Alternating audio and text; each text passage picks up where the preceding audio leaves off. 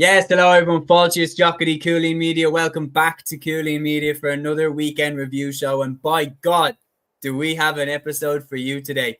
Full house. Myself, Séamus Brady, joined by Matthew Hurley, Liam White, and Aaron Prendergast. And we are going to run through the two All-Ireland Senior Club Championship finals, which took place today. And we're going to touch on all of the other GA action, which took place across the weekend, such as the Walsh Cup final, other pre-season competitions, and the little LGFA League kicking off for Division 4 in 2026.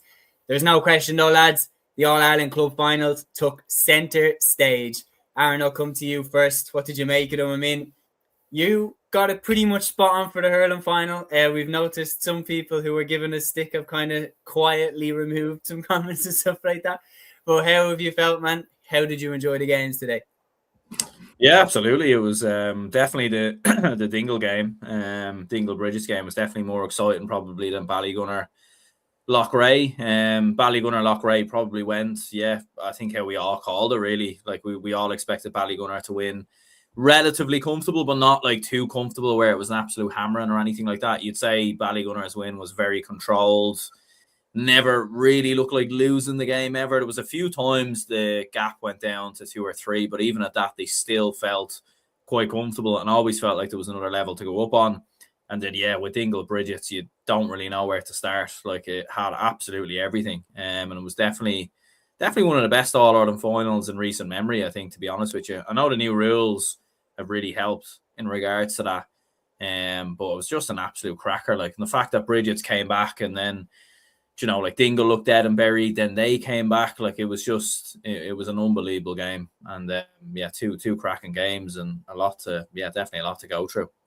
We certainly have a lot to go through. And big shout to Peter Griffin, to Gavin O'Reilly, who are leading the charge in the comments. If you are new to the show, guys, get involved in the discussion. Let us know what your highlights from the weekend were, which moments jumped out to you, etc., etc. Matthew, what were your highlights of the weekend? Ironically enough, the highlights all came from yesterday, not today, to be honest with you. As a car person, you have to put context on this. Ballygunner and Dingle winning All-Irelands isn't my cup of tea, I'll be honest with you. Just Kerry clubs and Ballygunner, obviously. To be fair, like SARS did beat Ballygunner, so we have shown that we can beat Ballygunner in many ways, but yeah, Dingle, it hurt, I'll be honest with you. But yesterday was quite a good day. I was at the West Cork Sports Star Awards, absolutely brilliant event over the weekend. A lot of interviews with GA personalities on the way this week at the Southern Stars instant social channels, so look out for those. And a game that we'll probably discuss later on in the show, Cork beating Kerry in the McGrath Cup, finally winning a game in Killarney. And yes, lads, we're winning the All-Ireland, I'll put it that way. But yeah, it was a good day yesterday, not so good today, but we move. Liam, what was your highlight of the weekend?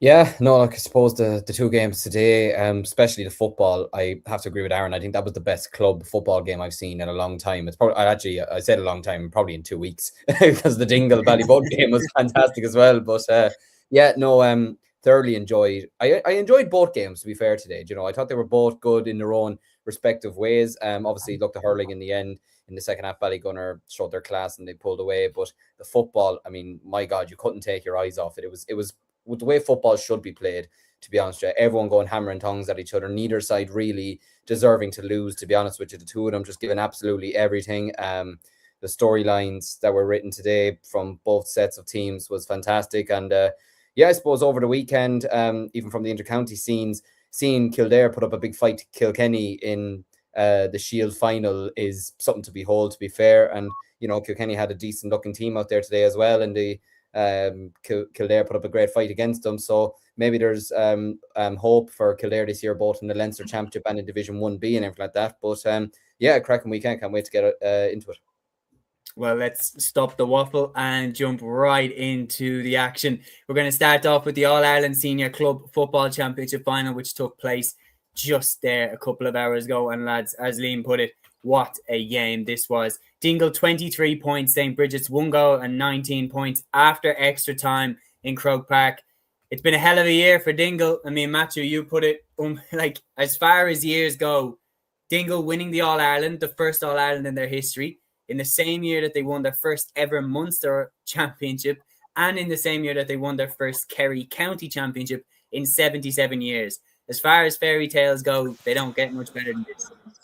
Yeah, it's just a fantastic achievement, more so for Dingle, and look at Mark O'Connor as well, with his club in Geelong coming back and winning the All-Ireland is fantastic for him, and even for Gavin Curd as well. I see Paul Gainey talked to Marty Morrissey as well before coming on air, and he actually came back from Australia as well. He's living over with his partner over in Australia, so both of them came back to help their club and win the All-Ireland. It is fantastic in many ways, and for Mikey Gainey to get the winning score, it's great for him, I suppose. Being there from a Dingle point of view for a long time now.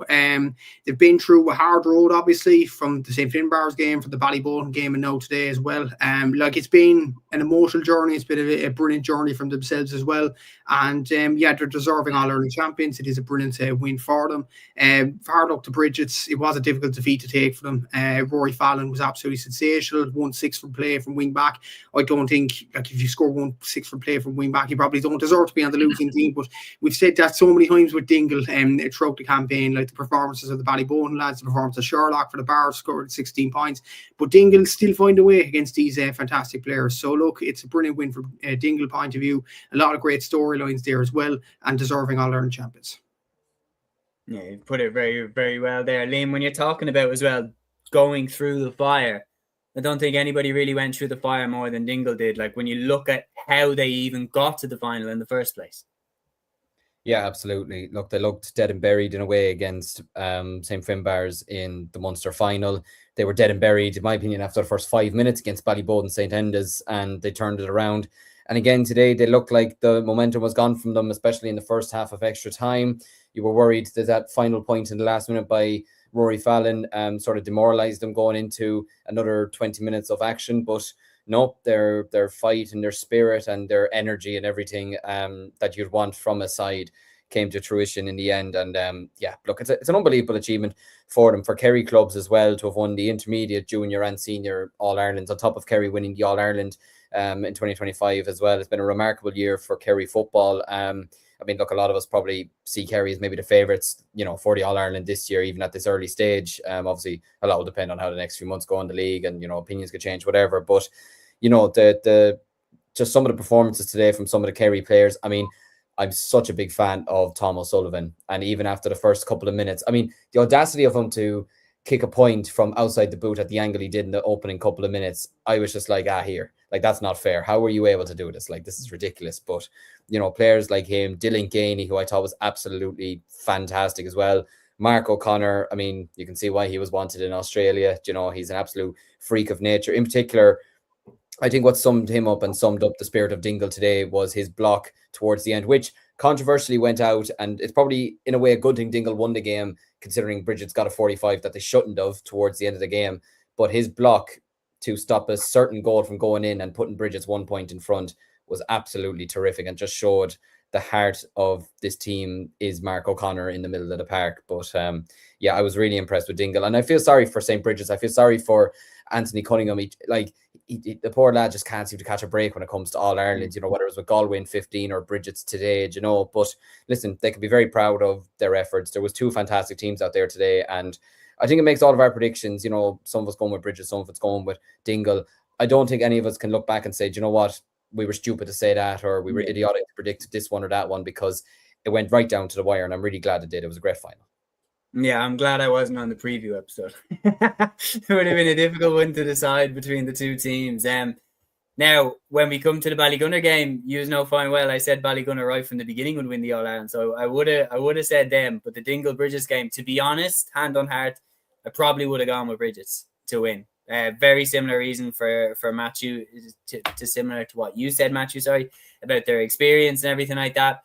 And the reality is that going down the home stretch in extra time, I did think that Brigids would hang on. I thought that the game was there for them. I thought, especially when they pulled it back from the jaws of defeat with that wonder kick from Rory Fallon, I thought that, maybe it's going to be their day. But it wasn't to be. We've lots of comments flooding in, guys, which I love to see. Mike here says, man of the match in an All-Ireland club final as a goalkeeper is ridiculous. Class display, efficiency. Stephen O'Keefe was the main difference today. Loughrea are a very, very good team. Be surprised if they don't get one in the next few years. That's obviously about Stephen O'Keefe, who sensational display for Ballygunner in the hurling final, which we will get to in a bit. Liam here says Thomas Sullivan is a ridiculous player. Crazy to think Kerry didn't have him for the run into the All-Ireland. Some bottle with those 2 late scores to set up the win. And not only that, you sensed as well that, like, as a cornerback, this guy was like feared. That last play, did you notice that when Dingle equalised and the ball went over to Thomas Sullivan just before the ball got to Mikey Gainey, that the minute he got the ball, I was like, Jesus, Brigids are taking 5 steps back from him. Like, they're really, really nervous of him. And this guy is a cornerback. Like, on paper, he's supposed to be a cornerback. He's one of the most talented cornerbacks I've ever seen in terms of gallivanting forward and scoring. Like, have we ever seen a cornerback so good at attacking? I don't, like, off the top of my head, Billy McMahon was always good going forward, but again, different. Owen Merchant, but no, I think Thomas Sullivan is better than both of them. I think he's better than both. Keith Higgins, I think, is a great shout, actually. Keith Higgins was great going forward for Mayo and actually played at centre forward. Peter has a great shout. Ricey McMenamin. He was always very good bombing forward for Tyrone. Lee Keegan maybe played. Lee, but Lee was Lee ever a cornerback? Yeah, it's a strange one. He was more wing back, but yeah. They tried. They put him on Con in 2019. That didn't go so well. But back in the glory days, Aaron. Aaron, I will throw this one to you. Peter puts it perfectly. That 2-pointer from Fallon. Still, you have to talk about the clutch moments. And when you're talking clutch, that 2-pointer from Rory Fallon. Yeah, it was incredible, really. Like, I mean, I know, as Salim was saying, like, there definitely were some question marks over the original free from Conor Carroll. And they maybe got a little bit fortunate as well, that especially with the fact that it was so, such a short free, it barely had the distance at all, and they were able to recycle it. They played a little bit over the 5 minutes as well. But I think, to be fair, I think they deserved to at least have one more go, given that there was a bit of a stoppage with the freeze and everything else. And then, to get the ball, you could see straight away he was going to go for it, to have the bottle as well. Like, it's such a big pressure kick, because how many times we saw players balloon those chances and put them wide and everything else. But no, clean as day, outside of the boot, curls in, just absolutely outrageous. And like, it was mental, like, because the goal he scored obviously comes from a long ball that gets, an attempt at a 2-pointer, and he sort of gets on the end of it.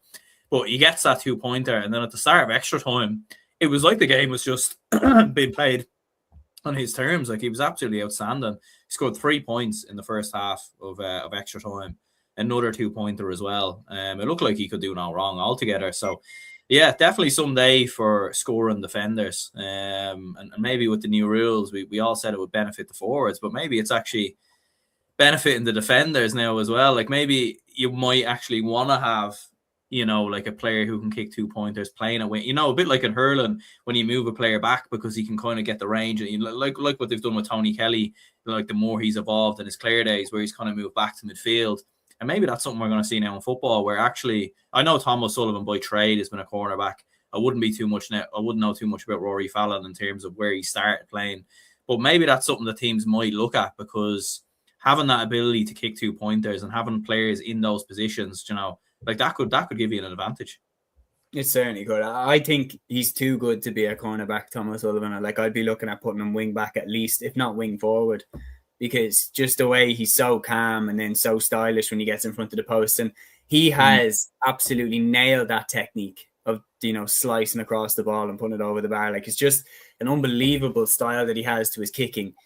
But Rory Fallon as well. What did you say, Matthew? 1-6 Rory Fallon scored. He must be sitting at home thinking, how on earth am I not an All-Ireland champion with Brigids? Like, he's literally done everything he can to get his team over the line. And the thing is that truly was, to use the old cliche, that truly was the type of game that you play it 10 times, Brigids win 5 times, Dingle win 5 times.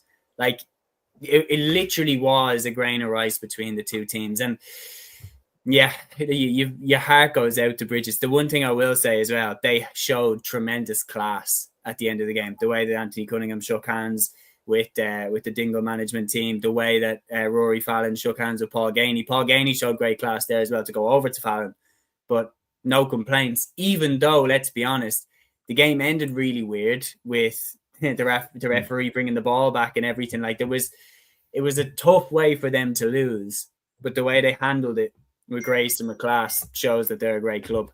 Stephen Conlon here says Mark O'Connor is mad good. He would be some addition to Kerry if he ever came back. Them Aussie teammates of his will know what this win means to the Irish people. They'll be partying hard in West Kerry. They certainly will. Mike here says first Munster club double in senior hurling / football since 1996. Is this true, Matthew? That's an unbelievable stat if it is. I wouldn't know off the top of the dome if that is true, but if that's, like, obviously I'm assuming for all Ireland's. But anyway, we'll look at next part of the game. Apologies, folks. We'll look at the next part of the game, and this is only because Gavin O'Reilly, good friend of the show, you've been commenting, Gavin, for a long time. I've never seen Gavin this upset about a match referee. So Gavin says, however, today with McNally, that was an absolute feckin' disgrace. Brian Stack elbowed in the face and completely ignored. Absolutely feckin' ridiculous and cost Brigids and All Ireland. McNally should never be allowed to ref again. Effing fuming. So definitely, I haven't seen Gavin that wound up. Lads, McNally did make some questionable decisions. The one that I clocked was there was one, and I threw it into the group chat. There was one with Ben O'Carroll where I genuinely was like, how was that not a free in to St. Brigids? And there was a couple of them that he didn't give frees in. But was he equally as inconsistent for both teams? Like, how did you rate the referee's performance? Liam, I'll go to you for this. It was a strange one, I suppose. First of all, the incident at the end, I still am confused about what was actually going on there, because you just saw every substitute and every manager and everyone from Dingle on the pitch. I'd say nearly the fans themselves were nearly on the pitch. And then everyone's getting barked up. I thought he was given a free out. I genuinely thought he was given a free out. What I loved, actually, what I kind of loved was the fact that they just kicked the ball wide. They didn't care.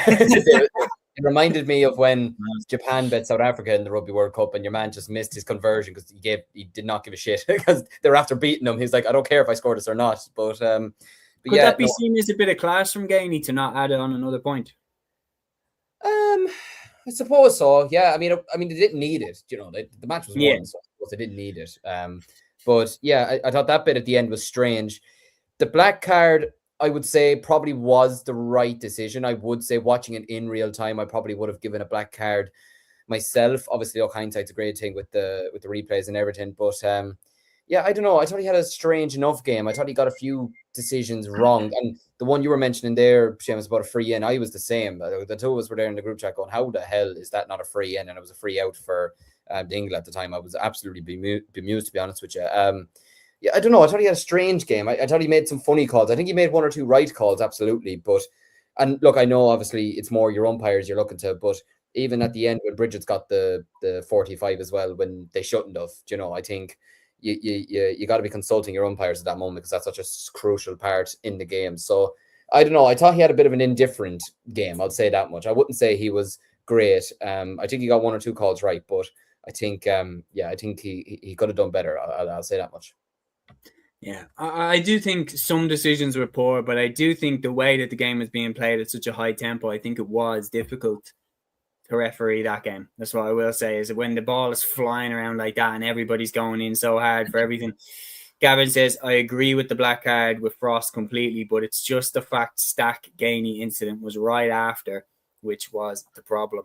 I'll go into this one. Dylan here says, I was at both the All-Ireland matches today, but I thought that was the best football All-Ireland football final I've seen in person. That 2-pointer by Fallon was superb. Dylan, I'd love to get your thoughts on what the atmosphere was, because one thing I clocked, I don't know about you, is the attendance seemed a bit bigger this year than it has for previous All-Ireland club finals. It seems to be becoming, I'd say, regaining that status as being a date that neutrals get up to Croke Park to go watch the All-Ireland club finals. Matthew, other highlights from the game, obviously we talked about the Fallon 2-pointers being clutch, but my God, there were other clutch moments. I mean, one that really stands out for me that isn't being talked about that much, even though this guy is being talked about, Mark O'Connor's block on Brian Stack when he was going for goal right at the end. Like, those are the stuff that heroes are made out of when he got down and blocked. It was very like Paddy Keenan's block in that Leinster final in 2010, obviously before the madness happened, but the block down itself, it was just unbelievable stuff. The way such a big man got down so quickly and made a crucial intervention. It was a brilliant block, to be fair. And he has done that throughout the whole season. Mark O'Connor has been a feature of his game. There were some big moments. Obviously, the Fallon 2-pointer was fantastic as well. You look at other moments from a Dingle point of view, like Dylan Gainey's point right after the Rory Fallon 2-pointer in extra time. I think that was a crucial score to keep Dingle in the game, and eventually got them over the line in the end. I think Mark O'Connor, like, he has shown throughout the whole season that he does care for his club. It is a fantastic achievement from his point of view as well, and he's happy enough to come back from Australia to help his club. It's absolutely brilliant to see in terms of that. In terms of Gavin's comments about the ref, I'm a bit puzzled, to be honest with you. Look, you had the Mark O'Connor block. It shouldn't have been a 45. The black card for Pierce Frost is a black card. If anything, I think the ref was more against Dingle than Brigids. So I don't know where that complaint is coming from, to be honest with you. You look at the stats, Brigids had a 48% shot conversion rate. Maybe they just didn't have a good day in front of the post at all. Ben O'Carroll wasn't up to his usual tricks. I don't think Bobby Nugent was that great either. Rory Fallon was good. Shane Canan was good. But you needed other players to step up. And I don't think Dingle... I know Brigids took Dingle all the way, in fairness, but I don't think enough of the Brigids players stepped up. Whereas you look at Dingle, Dylan Gainey stepped up, Paul Gainey stepped up, Mark O'Connor, Thomas Sullivan, they all stepped up in this game. And that was the key moment. The key moments, I thought. The star men standing up. I don't think Brigids did that at all in this game. They only won 9 turnovers out of a possible 27 as well, which probably isn't good enough to win the game either. So maybe the Dingle support or the Brigids supporters probably should be looking more at the statistics rather than blaming the ref all the time. I don't think Mark Manali had a particularly bad game. He had a few bad decisions, but I think the bad decisions affected Dingle more than they did Brigids. Yeah, I think it's more just the timing of that free, because I think the timing of the free was at an important stage of the game and it would have pushed Brigids further out. I think you can get that sense in the fan when the game is in the melting pot like that. You can get a sense of like, oh my God, that, if we'd been given that free, that would have pushed us a little bit extra ahead and emotions are running high and everything like that. Look, I said it as well. I think McNally didn't have his greatest game, but I wouldn't say that he had a terrible performance. I do think it was a tough game to ref, and I think he did a decent job. My thing with it is I didn't know what that was at the end, because genuinely, here was my thought process at the end there. Genuinely thought he'd given a free out to Brigids first, and then I thought, oh my God, can you imagine if he gives a free out to Brigids, this goes to penalties, and Dingle lose on penalties? Like, holy shit, we are going to see mental stories if this comes out. Then I thought that it was a free in, but the point wasn't going to stand and that Paul Gainey was going to tap it over for a winner. So then when Paul Gainey, Liam, as you mentioned, when Paul Gainey blasted it wide, for a split second in my head, I go, he's missed it. He's missed it. Oh my God. Penalties it is. And then I thought, oh, okay, cool. Because what happened was I'm not sure if the scoreboard updated or whatever, but either way, it was kind of confusing and no one really knew what was going on. And then they just got back to celebrating. So I was like, oh, okay, you just had to kick the ball out of play. But yeah, there's a lot to discuss about this game. The reality is, when you get to a club final, the game just takes on a life of its own, clearly. But Brigids still, Matthew, I know you brought up the stats and everything like that, and you can't argue when you give the numbers like that. But the reality is they were still damn close. Like, when you look at, like, in extra time, they were leading going down the home stretch. What was the difference makers, do you think? They just didn't close it out, I don't think. And I think they made a few, on the line as well, they made a few strange decisions. I know Ben O'Carroll didn't have his best game, but bringing him off about 10 minutes to go in normal time, that to me was very, very strange. He's one of Roscommon's main players. You're in trouble in an All-Ireland final. Why are you taking him off? Bobby Nugent, the same, very exciting young player. Brian Derwin was taken off too. Brian Derwin, like, why are you bringing off these exciting young forwards when your club needs them? Why are you doing it? They did the same thing in the semi-final, I remember we were saying too. Yeah. But in the semi-final, at least there's an excuse because they were closing out the game. They needed to get some scores to win the game against Dingle today, and they just brought him off for no reason. I don't get it, to be honest with you. I really don't get it at all. And I think that came back to bite them viciously today. And you look at their shooting accuracy as well. Like, they made some pretty poor decisions, like shooting for 2-pointers when they shouldn't have shot for 2-pointers. They should have worked the ball even more as well. I just think Dingle made better decisions in front of the post than Brigids did, and that's why Dingle won the game. I just feel like Brigids, it was unusual because Brigids were in an All-Ireland final 2 years ago, and you didn't think they'd be the team to panic. But Dingle were the team that stayed calm. It was kind of strange in its own right, but yeah, you have to question as well, will Brigids ever learn from this? Because that's 2 All-Ireland final losses in 3 years now. Will they ever get back to this stage? It is going to be difficult for them, I think. This was probably a big chance for them this year. Watty Graham's Glen, you could argue, okay, fair enough. Glen lost the final to Kilmacuddy. It was their time. You were thinking it was their time this year for Brigids, and they didn't take their chance. So you're wondering in the next few years, will they get to that stage again? It's going to be very difficult to see. This reminds me a lot of, when Galway lost to Armagh in 2024, and it hit a lot more than the Kerry lost 2 years earlier, because when Brigids lost to Glen, you're right, Glen had lost to Kilmacud Crokes in the All-Ireland final the year before, and everyone was saying at the time, look, that was Kilmacud's time. But then when Glen came back, it was seen as like, this is Watty Graham's Glen's time. So when Brigids lost to them, it was like, don't worry, very young team, you'll win an All-Ireland. But it's usually the second final defeat that like hits a bit deeper, because this one was supposed to be your time.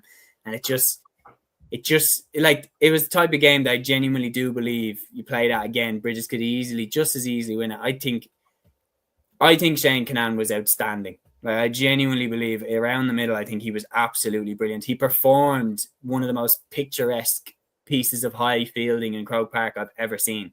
He caught the ball up and Mark O'Connor was going up with him.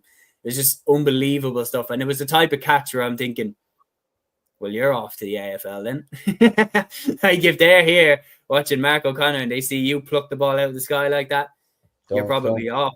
Yeah. Don't give them ideas. Gavin's screaming down the comments, don't give them ideas. But Mike here says, last province doubles, Connaughton 2013, Ulster 2012, Leinster 2025, Munster was 1996 until today. If you want further info on that, Dublin, Galway and Cork have done doubles in the 1 year as well. That's very, very good stats. Gavin here saying his brother, this is about Ben O'Carroll, was better in the semi-final though, Matthew. I love Ben O'Carroll, but he wasn't performing. I don't blame Cunningham, sorry. I don't know why Ben O'Carroll was on freeze, or is he saying does blame Cunningham because I don't Cunningham? I'm confused, Gavin. Sorry.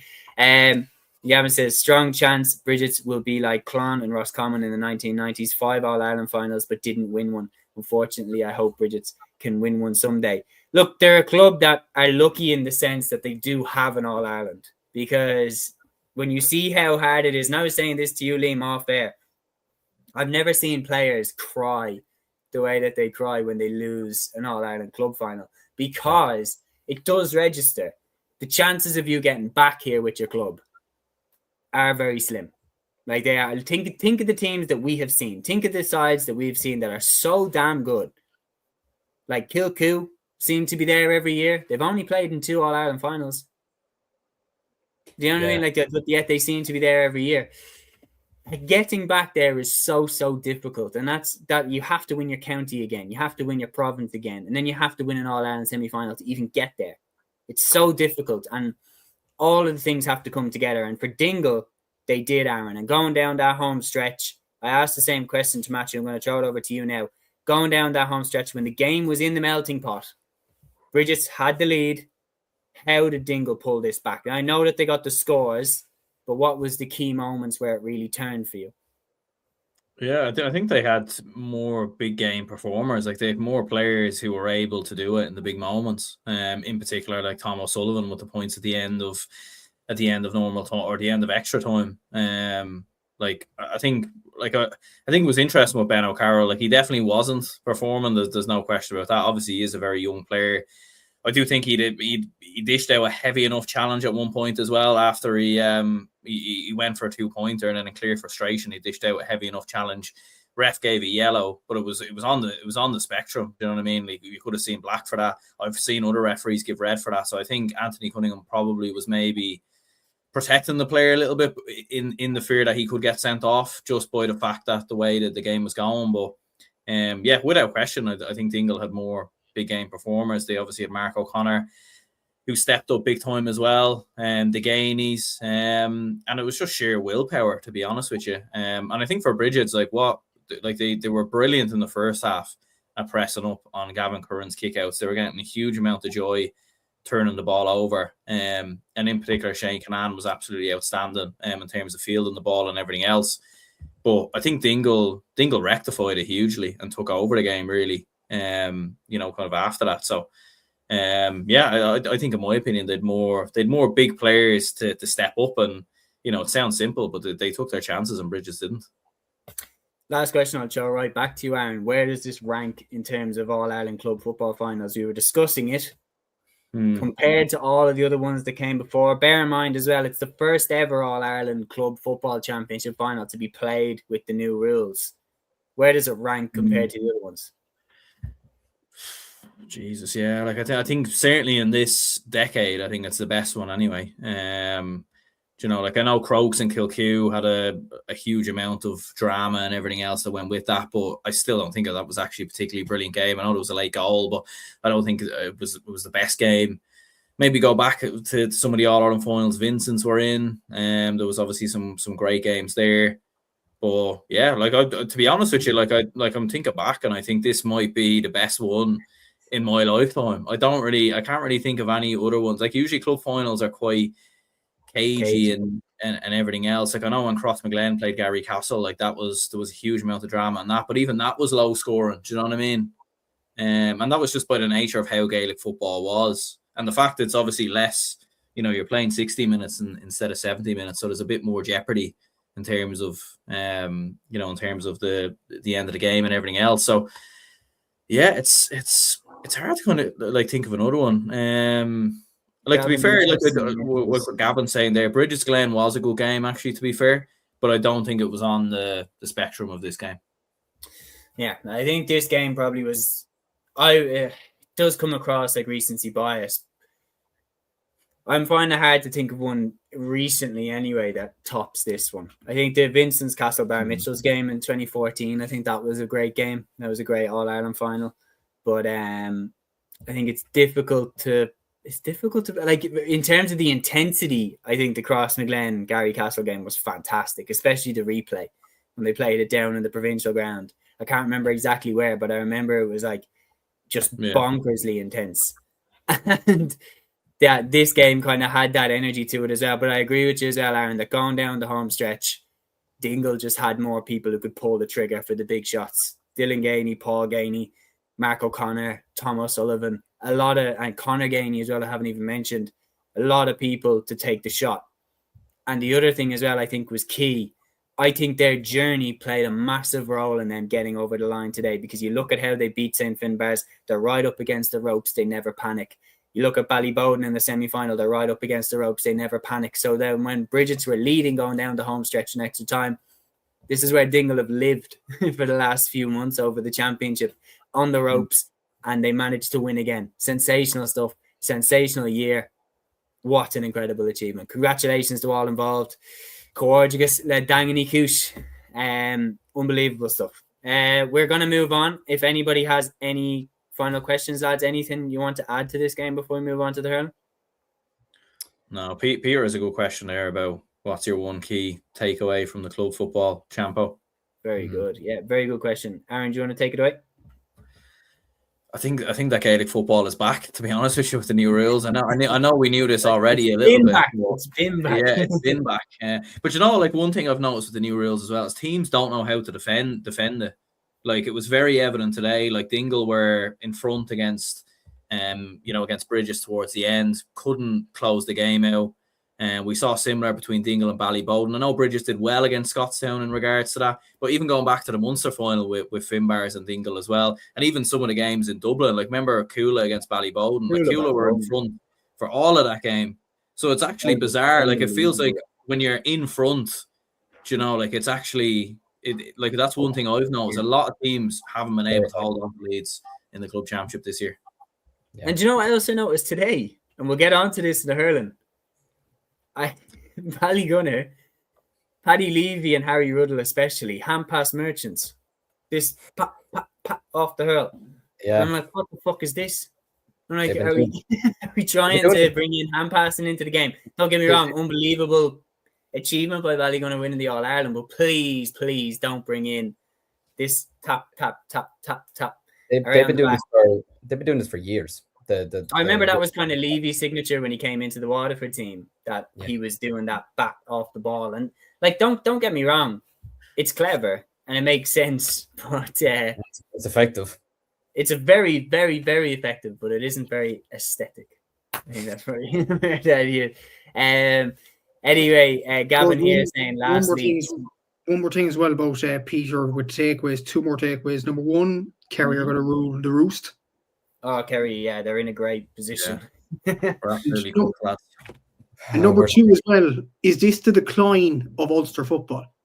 Because I looked at, like, Ulster have lost 3. Like I'm saying, like, seriously, they lost 3 club championships. They didn't win the Tactical Kildare one. If they didn't even get to the final, that Limerick got to the final. They lost the Ireland. Donegal lost the final heavily to Kerry. They haven't really excelled under these new rules. You've had Ulster, say, columnists complain about the new rules. I feel like the new rules have set the decline for Ulster football as well. And you know what? I know, but this like Kerry, obviously, they're Munster rivals and all that.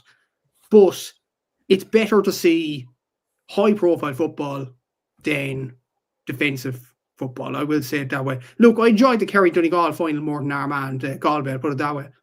I'd rather see David Clifford kick an unbelievable 2-pointer than see a seagull walk across the pitch. so look, Ulster football, dead in the water. Brilliant. I believe you forgot that happened. I think, I think it's a little harsh to pin it all on Ulster. Like I think I think Peter here saying wins a change. Like everyone was playing defensive last year.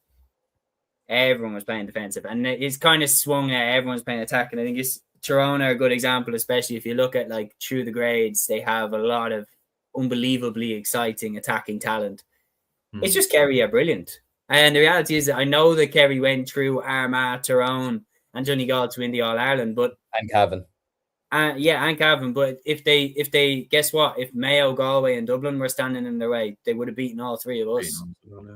Like I don't know. Like I do think, don't get me wrong, I do think attacking football massively suits what Kerry have right now. The talent and the forwards that they have the best player I've ever seen in David Clifford. And, you know, having a system where he can't really be double marked anymore as much as he used to be, it does massively suit them. And the reality is you can't take away that when Armagh did win the All-Ireland, defensive football was king. That was the way to play. But that's why the game needed to be changed. And thank God it has, because let's be honest, lads, every game now, more or less, it feels like is a bit of a thriller. Like the ones, like, do you remember the Tailteann Cup semi-final between Kildare and Fermanagh? That was the outlier in the year. That was like, wow, that was actually not a good game. Like, we're expecting good games now from Gaelic football, and how blessed are we with these? Gavin here saying, Matthew, they won everything last year. How could they build spin that? I don't. Kerry decimated Ulster with the new rules, says Dylan Duffy. And Peter says Ballygunner also a tennis stronghold, which we'll jump into here. The shots are firing in this one. But anyway, I don't know how I didn't mention this as well, actually, lads. Paul Gainey's speech at the end. I mean, talk about a man with leadership. Like, you're listening to him. Agus Matong Gael Goggett, you'll understand every word he's saying there. You're like, that's a fucking captain. Like, that's someone that could speak to the lads in the dressing room and get people up for war in an All-Ireland final. Like, that guy, just, he has that energy that he is just a captain. He's a leader. And you look at up front, like, what age is Gainey now? 35? 35, 36, yeah. And he still looks unbelievable for Dingle. And like, the reality is his leadership, I've no doubt, was vital for them, and his speech was unbelievable. Yeah.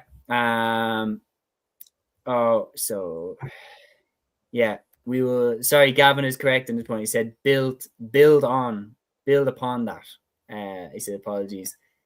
Gavin says, so it says, Matthew, they won everything. How could they build upon that? So that actually makes sense.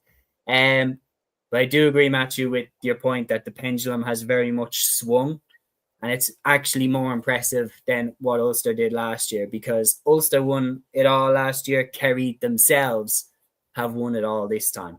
So even as a dub, you have to tip your hat to that. We'll next move year, on. Leinster year. Yeah. Next year we'll get them back. But we'll come back to us when you do a 6 in a row. Anyway, Dylan says, with the new rules, though, there was quite a lot more one-sided matches, though. Donegal Louth and Meath, Tyrone versus Dublin, Kerry versus Armagh in those 15 minutes. I do agree. There was more kind of one-sided contests, but at least they were kind of high-scoring one-sided contests.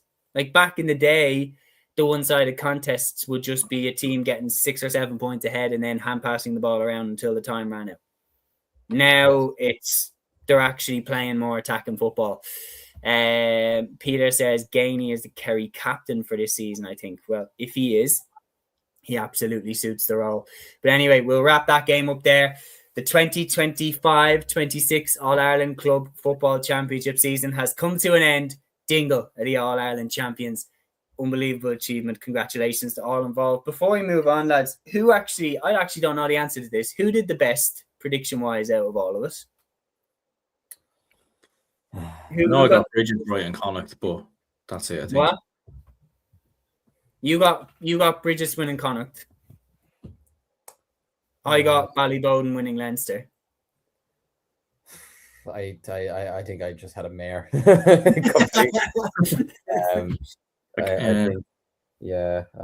discuss this later in the group chat, but we didn't get the All-Ireland winners correct. No. Anyway, I was robbed in Kerry. I'll say that much. I'm robbed. That Kerry system is terrible. I was robbed from Dr. Crokes, but I'm not. You got half of it right. I said Dr. Crokes would win Munster.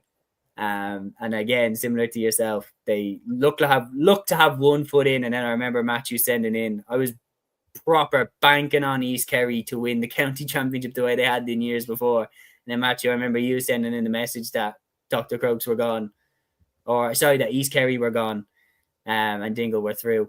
And I just remember being like, well, there goes that dream. But anyway, we'll move on to the All-Ireland Hurling Final.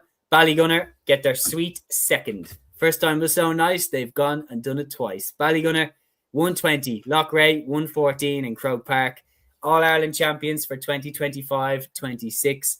Matthew, it is an unbelievable achievement from them. And as we put out on our Twitter page from Cúilín Media, the whispers of Ballygunner being an all-time great team, they're gone now. You cannot underestimate what they've done. Coming into this final, a lot of people were talking about Ballygunner. A lot of people were saying Ballygunner have underachieved what they've done. With this All-Ireland, the whispers of Ballygunner underachieving, they're gone. 2 All-Irelands, 4 Munsters in the last 5 years, and 12 Waterford championships in a row. There is no question they're one of the all-time great club sides. And only 1 loss in championship hurling since 2023, outright. That's outstanding in many ways from a Ballygunner point of view. And even that game could have gone either way against Stars and Thurles. Look, this Ballygunner team are very, very good. They're very consistent. You have other players stepping up. We talked about Brigids earlier, about their players not stepping up. And yes, Shane Canan and Rory Fallon stepped up, but not many of their forwards. You look at Ballygunner, Patrick Fitzgerald, while he did score 2 points, he was clearly carrying an injury, I thought. He was injured for most of the game. I think Jason Ryan made the right decision in bringing him off. But Mikey Manny was outstanding. I thought Kevin Manny in full forward was absolutely superb. Dacey didn't have his best game. He scored 9 goals and 77 points, so I don't think he owes anything to the Ballygunner players in many ways as well. But as we said in the preview during the week, Conor Sheehan, Peter Hogan, these are hard-working, grafting lads. Harry Ruddle, what an inspiration. I know he's well known for that goal against Ballyhead Shamrocks. He probably will be known for that forevermore, but he's a very good hurler as well. And what was interesting as well from Jason Ryan's point of view, I think it was about 55 minutes in, and Ballygunner only made one sub, and that was Patrick Fitzgerald going off because of an injury. The way these players keep going until the very end, you have to commend them. They are a very, very good side. Even the guy that came on, Mark Hartley, calmed things down a small bit as well. And even when Darren Shaughnessy scored the goal in the first half, I don't think Ballygunner panicked in any way. They started the second half very, very well. They shot very well in the first half, which is why they were ahead by a point at halftime against Loughrea. Look, Loughrea had more chances. I think they had missed some bad chances, I think, in the first half.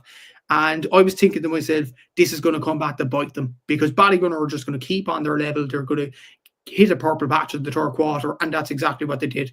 They're an absolutely superb team. They're a top-class team in the country as well. And look, they are deserving All-Ireland champions. They probably should have won more than one. They now won two as well.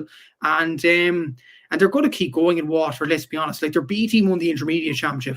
Like, the rumours are they aren't allowed in the senior championship, which is a relief for others in Waterford, I'm assuming, and just a relief for the Waterford County Board, I'm assuming, as well, because, like, imagine a final between Ballygunner's A team and Ballygunner's B team, which would have been a possibility. But look, they're an absolutely superb side. Jason Ryan hasn't changed much from what Darragh Sullivan has done as well. They're a very, very good side. They're one of the best sides ever to grace All-Ireland Hurling Championship, much like Ballyhead Shamrocks as well.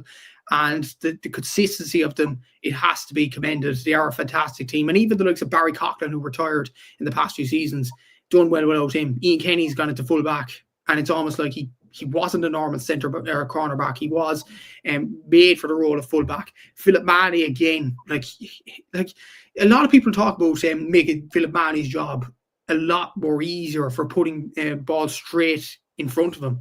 But he's just in the right place at the right time each and every time he goes on the field. I think Stephen O'Keefe, not just his saves, he made 3 crucial saves, but the way he varied his puckouts. He was going short, he was going long. He trusted Peter Hogan and Conor Sheehan would win them long as well.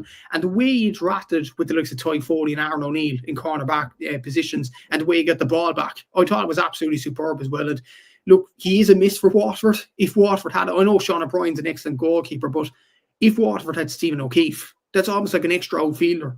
And he's so good at playing that role as well. And he showed what a good shot stopper he was today. So look, it's a fantastic achievement for Ballygunner. I think we talk about Paul Gainey's speech and how good it was. I think the speech by the Ballygunner joint captain, I'm not sure was it Peter Hogan or Mikey Maddy, it was one of them too. They referenced Darragh Sullivan actually in the past few seasons, and he's been the guy that has built Ballygunner all the way up, in fairness. I know Jason Ryan's taken the reins this season, but the way they paid tribute to him, to Darragh Sullivan as well, I thought it was utter class for the Ballygunner joint captain. And look, it just epitomised what a great kind of club they are as well, in how they keep going with their success. And look, I think they could even win more, maybe 3, maybe 4. They are a fantastic club. It will be a difficult side to beat next season. They'll win Waterford. I don't think that's a discussion. Will they win Munster again? Look, the Pearshig will be up there. Hopefully one of the Cork champions, SARS or somebody like that, will be up there. Lockmore or somebody from Tipperary, I'm sure, will be up there as well. So look, it will be difficult for Ballygunner to achieve back-to-back Munsters next year. But look, what they've done over the past few seasons has been remarkable anyway. And yeah, they're a fantastic club. They are. They're absolutely unbelievable. There's no question about it. Peter here saying Socky, the OG hurling quarterback. There's no question about it. I mean, Liam, when you're talking about what makes a goalkeeper unbelievable, Matt, you mentioned there, shot stopping, but also that's like having an extra outfielder. You couldn't help but notice it in the game. Every time Ballygunner were under pressure, they always had Stephen O'Keefe as an option to go back to restart the play. Like, his impact on the team is just tremendous.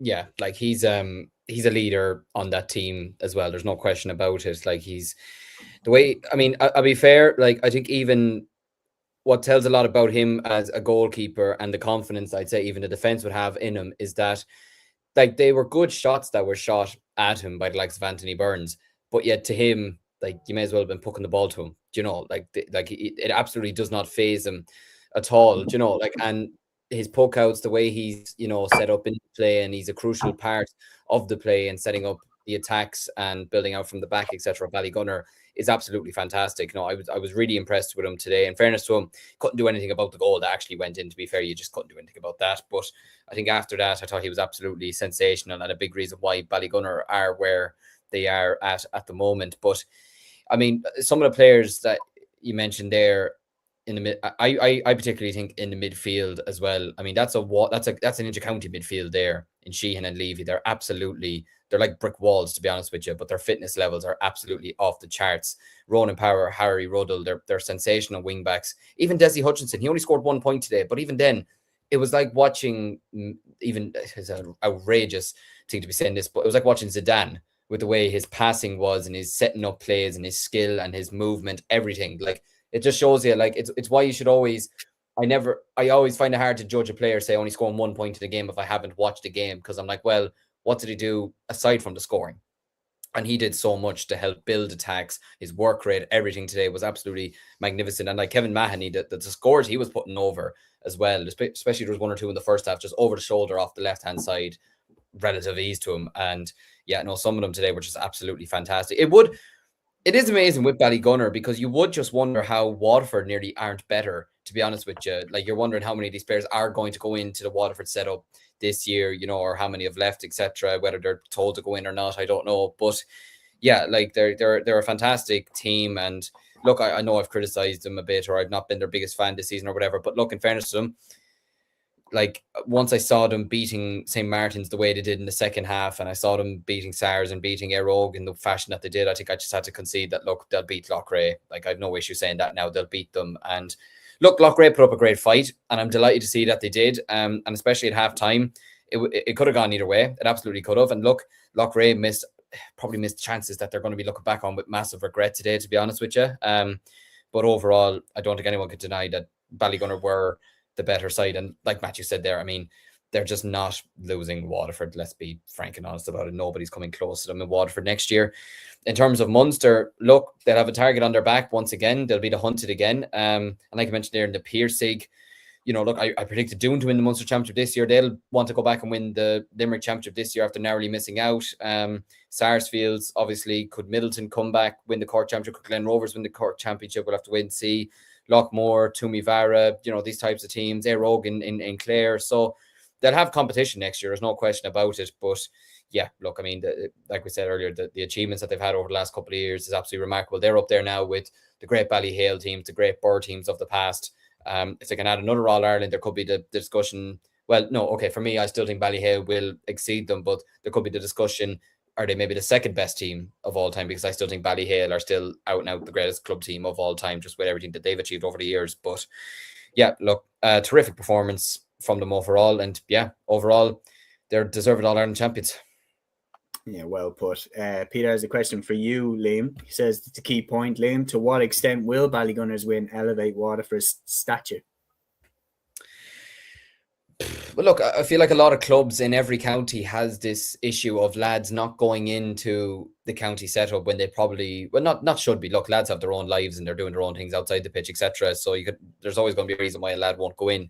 But I do just think, especially with Waterford over the last number of years, how narrowly close they've come to getting out of Munster. I know they finished 5th nearly as every year since, you know, the round robin series started.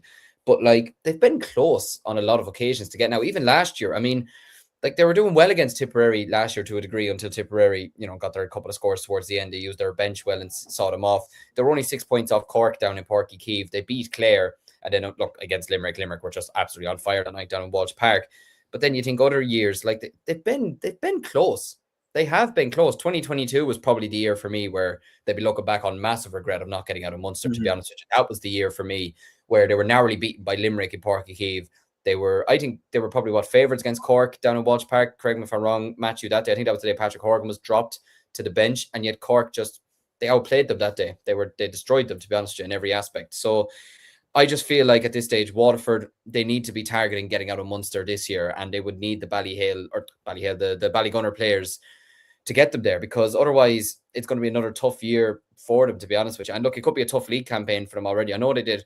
You know, they performed relatively well enough in their preseason final yesterday in the Munster League against Limerick. But I just feel like they're going to need a load of those Ballygunner players to go in. But I think it's an issue with a lot of counties, with a lot of club teams, maybe players not going in or whatever. But I suppose that's a story for another day. I think they've been unfortunate that they're in the Munster Championship, which is like the highest standard of competition. I think the most cutthroat competition that is in Gaelic games, to be honest. Like maybe after the All-Ireland Club Championships, when you get out of your respective county, that like obviously you have one bad day, you're gone, or one bit of luck and you're gone. I think probably the club is a little bit more cutthroat. But like, to be honest, we've seen over the last couple of years Galway go through out of the Leinster Championship when we've all sat around here saying Galway aren't playing at the level that they're capable of. Yet, like twice now, Waterford have gone out of the Championship in the Munster stage, where you're thinking, God, they were playing really, really well. So they've been unfortunate, they've been unlucky. The standard in Munster is just so high that if you slip up once, you're gone. And Matthew, you've seen it firsthand with how good Cork were. 2023 is the year that jumps to mind, when you lost to Limerick by a point and went out of the Championship. Like that was, it's evidence that kind of whoever gets out, and that's we see it time and time again in the club championship, that while yes, Dingle hadn't won the Munster Championship, they hadn't won the All-Ireland, you could see it in Kerry that like this side are a good team, and if they can get out of Kerry, they will take some stopping in the All-Ireland series because they have the players that they have and everything like that. Now, I will show this over, and this is a brave prediction, but hear me out, right? Just hear me out on this. I actually don't think Ballygunner are going to win Munster next year, and I'll tell you why. All right, so they needed this second All-Ireland, and it was a donkey on their back for so long. This whole talk about them underachieving, and for what they've got, they're underachieving. That second All-Ireland, you could see it in their celebrations, was a massive relief. Massive relief. And Liam Rush, the way that Liam Rush was talking about how Na Fianna, won that Dublin Championship, and then they went out to St. Martin's, and then he was on TG Cahard the next day out, and he was asked about it, and he did point at burnout. He just said, look, it's really, really difficult to keep going. It's really difficult that when you've got to the top of the mountain and you've achieved what was your ultimate goal, it's really, really, really hard to go again. And we see it time and time again in the club championship. That's why Ballyhale stand out. That's why Currafin stand out. That's why Kilkerran and Clonbyrne stand out, because going back to back is kind of very rare. And that's why these teams always stand out. Ballygunner have been to the top of the mountain and they've got that donkey off their back. I don't see them having the same motivation next year as Doon will have, as SARS will have, as Piercing will have. Do you get what I mean? I think in a wide hot battle in the Munster Championship, similar to when you beat the Matthew in that crazy game, I could just see someone having that Ballygunner might have lost by winning the All-Ireland. Is that too harsh? Because Aaron, we seen it firsthand in the Dublin final. Lucan had Na Fianna on the ropes and they still had enough to get over the line. But it seemed to me that day like Lucan would have put their head in where you wouldn't put a crowbar in to get over the line, whereas Na Fianna just had a bit more class and that got them over the line that day. But if you're going on grit and determination and will and who was getting more out of what they had, Lucan were definitely getting more out of what they had than what Na Fianna were. Yeah, well, it definitely will be tough, all right. Like winning back-to-back Club All-Irelands, like it rarely ever happens. Like even in hurling, thinking of recent memory, like you had Ballyhale, Cúilín, Port Humna maybe in the 2000s, Athenroy kind of early on. Like there's been very few kind of club teams that have actually gone and done it. It is a very, very difficult one to do. But the only thing is with Ballygunner, this is their second one in the last kind of couple of years. Like this, it's not like they've got their first one. Like with Na Fianna, they got their first one. Sometimes when you get your first one, like there always is a bit, an inevitable kind of hangover the following season. You see it even at inter-county level as well when you win one and end a long drought or something of that nature. The fact that this is their second one in 4 years or something of that nature. As we mentioned previously, they lost one game on penalties. The other game was the SARS. I think it's up to them, to be honest with you. I think they have when you look at the ability and actually how comfortable they won games this year. Like even today, like I don't even think they got out of third gear today. Like they still had another level to go up on. There was times when they played in a Piercing earlier in the year where they didn't look brilliant, but when they stepped it up, they were brilliant. We saw what they did against SARS when that was probably arguably their best performance, outside of Waterford. So, you know, like they do have another level to go up on. So I think it's more probably of a mental aspect within themselves in terms of if they were to get beat. Look, there are some phenomenal club teams there. It won't be easy. It'll be tough. You just never know. On any given day, you can get caught, as we've seen in previous seasons, even when they got beat by Stars a couple of years ago. But I think they've more than enough quality, in my opinion, to go and win another one. But I think back-to-back is definitely something they'll be targeting because, you know, like I don't think you can definitively say you can have them in the conversation right now as one of the best, but they are the best. You know what I mean? You'd probably look at Ballyhale, and look, there's probably still a bit to go for that to happen. Yeah. Mike here says the greatest club teams I've ever seen. 1 Ballyhale from 2018 to 2023, 2 Portumna from 2006 to 2014, 3rd Burr from 1994 to 2003, 4th Athenry from 1997 to 2001, and 5th Ballygunner from 2018 to the present. They're all great shouts. Like, you forget how good that Portumna team was with the Cannings and Damien Hayes, and like you really would forget just how talented that side was. Peter here says, could Ballygunner out-goat Ballyhale? I think they could do it. I'm just saying, I think that Ballygunner will win another.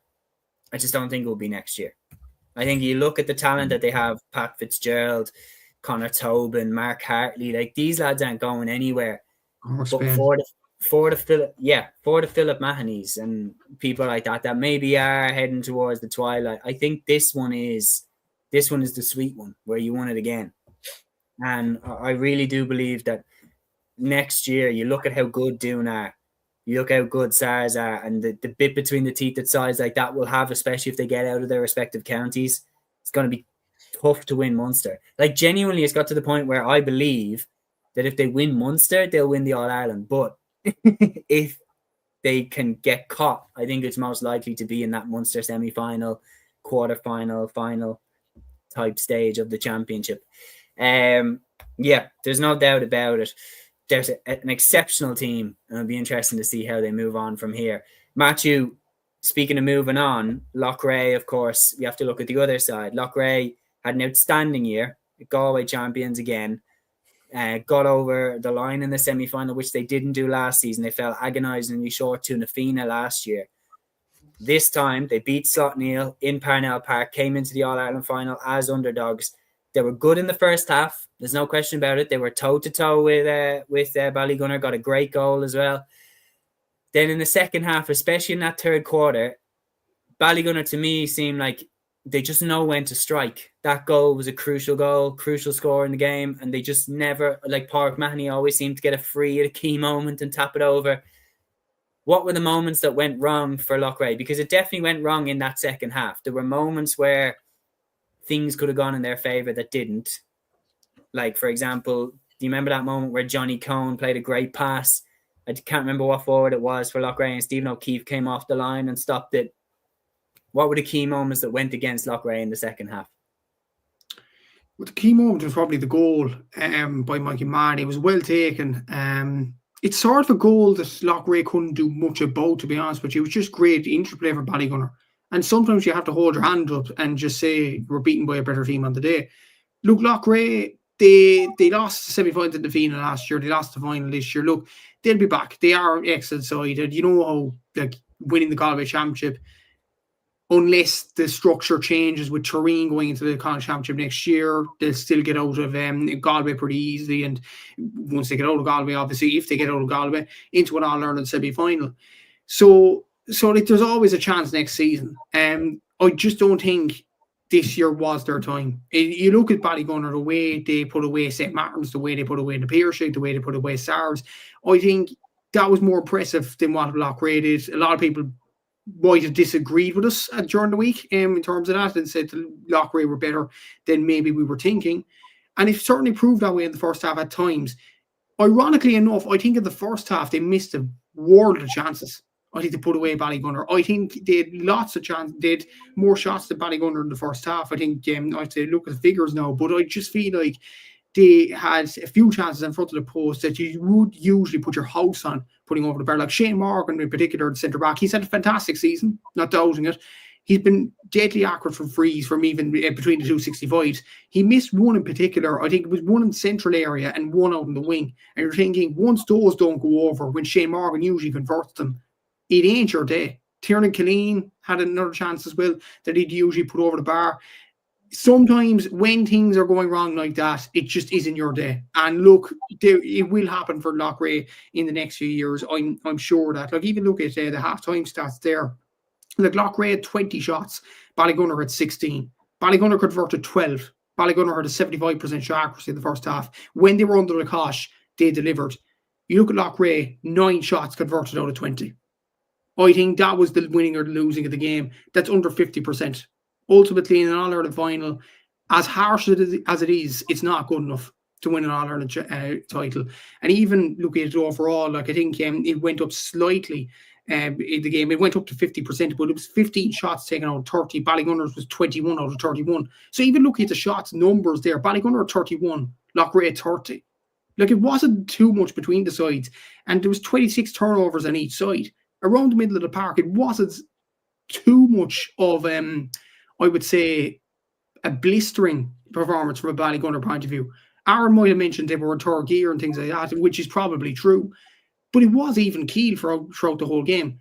I just think Loughrea shot themselves in the foot with a few shot selections. And I'm sure they will learn from that.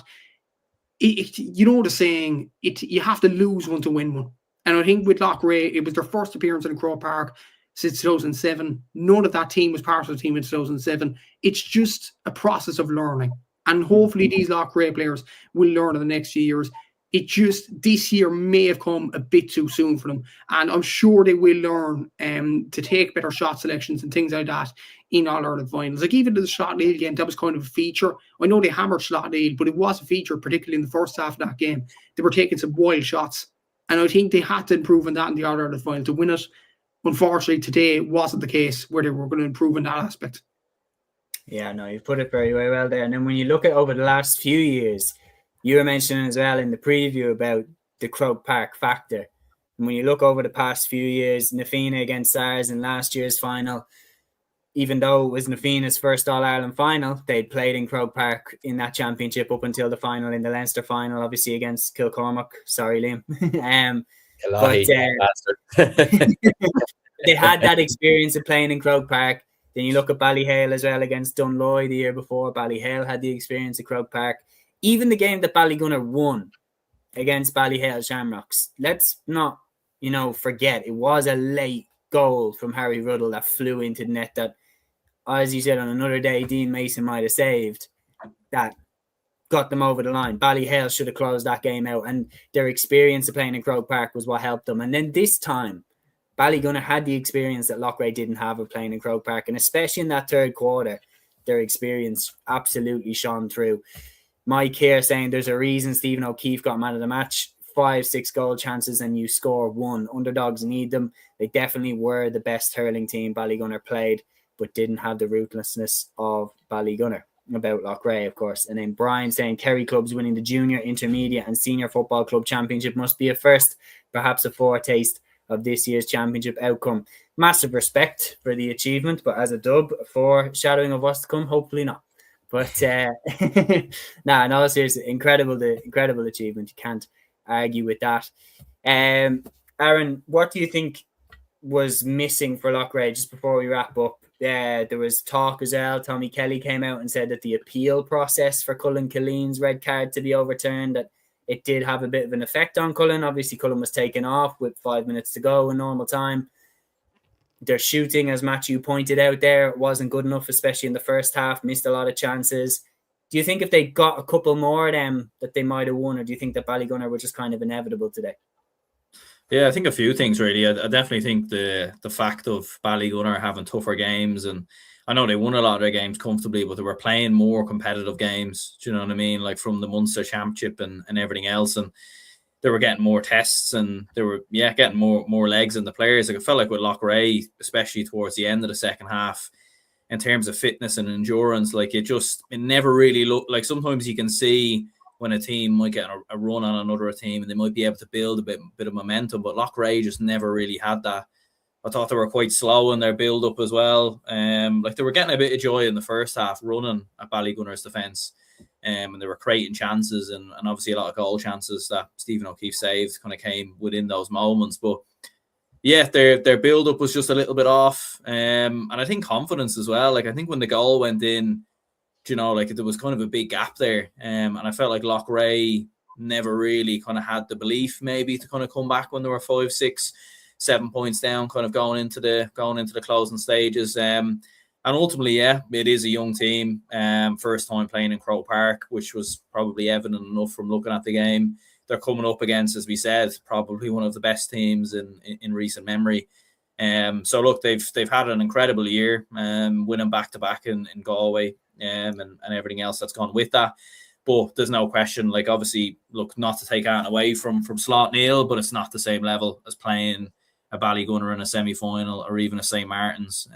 So I think that probably did go a little bit against them as well, given how comfortable that win was. So it's a young team. They'll gain experience from it. We know there's plenty of great club teams that have come out of Galway in the past. So it's certainly a disappointment for now, but I don't think they'll be, I think they'll definitely be back in the mix next year and for the next couple of years.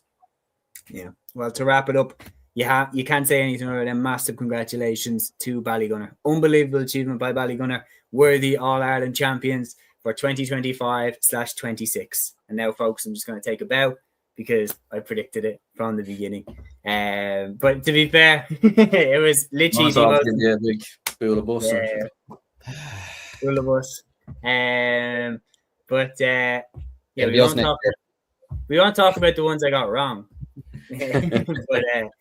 But we'll jump through to the next games. Lads, across the weekend then, obviously we had multiple GAA action across the weekend from the preseason competitions, everything like that. We actually had a funny one up here. I'll see if I can find the comment Peter mentioned. Let me get it up. Oh yeah, Peter here. Says, interesting sideline scenes at Donegal, Monaghan, McKenna Cup game. Jimmy fighting the linesman now, it seems. Did you see this, lads? Yeah. Yeah. We're not in school. Yeah, very, very interesting. What was your highlights from the season, from the weekend, apart from the club championship games? Is there anything that jumped out, Matthew? Well, I have to mention it because I barely mentioned it on pods. Cork beating Kerry and Killarney. I think this is the first time since 1995, so up the Rebels.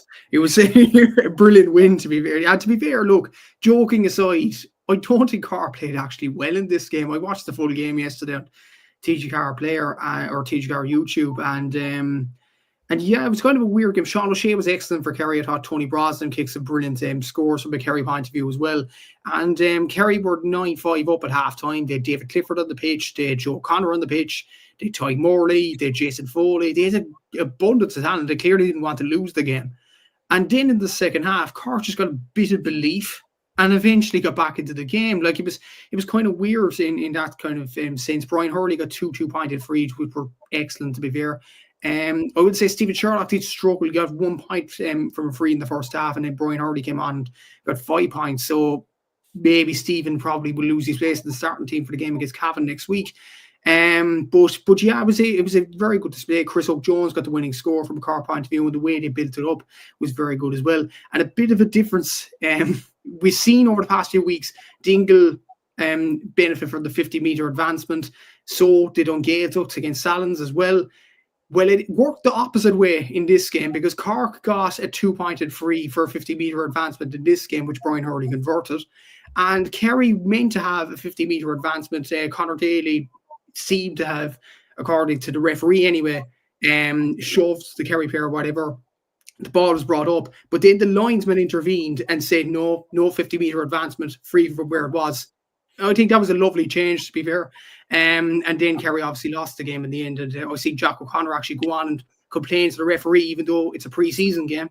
But look, it was a good win from a Cork point of view, and good confidence booster going to the Cavan game next week. And Cork were missing Ian Maguire, they were missing Conor Corbett, Colin O'Mahony, so we still have players missing as well. So, but look, it's always great to win in Killarney. I know it's pre-season, but it's great to win down there. There's no question it has a big impact because I mean, remember Aaron, even for like for Dublin trying to build under Pat Gilroy that beating Kerry and beating Cork in the spring series in 2011 in the league, that those games were huge because Dublin had never beaten Cork or Kerry in Croke Park before, and they were beating them in front of decent crowds in Croke Park. It was building them up nicely for a potential All-Ireland push. So a win like this for Cork, just to get used to beating Kerry, is massively important, especially when the likes of David Clifford, Sean O'Shea and all are on the pitch.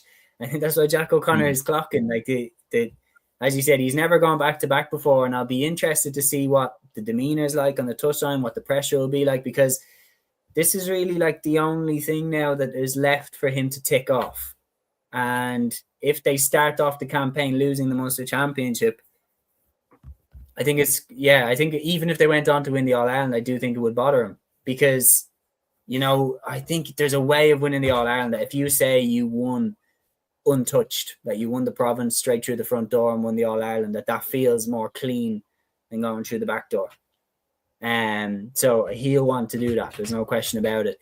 Aaron, what was your highlights? Obviously, we had the Dubs losing the Walsh Cup final to Galway, and what was a really, really rough game. Like, looking at the game, it was like, geez, fucking hell. Like, people were flying into tackles. And you had there, of course, Micheál Donoghue and Neil O'Callaghan on the touchline, the two managers of Dublin in the past 2 years. What did you make of the game? Yeah, like, I mean, it was very ferocious. There was a lot of challenges. It didn't feel like a pre-season game, to be honest with you. Like, even listening to the crowd and everything else, like, it felt more like a Leinster Championship game and almost more like a knockout game. It was very unusual. Like Dublin, I thought started the game quite well. It was towards in the second half we kind of faded and struggled kind of a little bit. We did enough. I thought we did enough at the end to kind of hang on and get the victory, but then a questionable enough free, I would say, towards the end to kind of for Galway and Conor Cooney to kind of put the ball over the bar and send it to penalties. The penalties were unusual as well. Like a lot of misses at the start in terms of a penalty shootout. You're kind of thinking, I don't know, maybe the lads maybe we should just end it as a draw. Which at first I thought was actually coin toss. Just launches the coin. Yeah. To be honest, I actually wasn't sure at first because I was watching the game. I was actually in the gym watching the game and had it muted, so I didn't know if I actually didn't know what was going on. I was like, are they just going to share it or what? Commentator was saying live, he was like, I'm waiting for confirmation on what's going on. And I'm like, what on earth? Are they going to decide what's going on? The thing is that, let's be honest, it was tough conditions to take a penalty. Like, clearly you were seeing that it was heavy, the sod was heavy, the ball was heavy, the rain was heavy. The conditions were heavy to take a penalty. And yeah, fair play to Galway though. And again, it's very difficult to know where they're at, because, you know, they won the Walsh Cup. Some players stood up. You have Loughrea there. I still think they'll get out of Leinster, but I can actually see us getting to a Leinster final this year. Now, the only question about it is we did have a lot of players playing who will be in our starting 15, like the likes of Donald Burke, Conor Burke. They're all playing. Good news is that Owen O'Donnell's back with the Hurlers. That's a massive boost. He is. I did hear, Séamus, that Danny Sutcliffe is retired. I think Neil O'Callaghan mentioned that. Yeah. Quietly. Just that was expected, though. Unbelievable servant for Dublin Home. Unbelievable servant. All-Star 2013. Yeah, it's a legend. Peter here says Conor Whelan was playing. Yeah, that's again rumours of Conor Whelan being abroad. But yeah, he was playing for Galway and he did look decent. Liam, what was your personal highlight from across the weekend just before we wrap up? Hopefully not playing. I'm joking. You won the ladies, Liam. That's true, actually. Yeah, that is true. They had a good win against Wicklow this morning. Well, this morning, it was at 2 p.m, but it feels like it was this morning. But yeah, no, it was a great way to start off the league campaign. Look, it was 2025 was probably, I would say, arguably the worst year in Offaly LGFA history, considering at one stage we had no chairperson, no PRO, and no manager. And we were losing games constantly, and there was arguments amongst everybody and amongst board level and players and management, etc. So it's nice that for once today we've actually just gotten ourselves a victory to start off the campaign, and a solid one away to Wicklow as well, a side that we were beaten by last year, I believe, to be relegated. So yeah, look, it's a good start for us to win that, and hopefully I can kick on next weekend and build on this victory.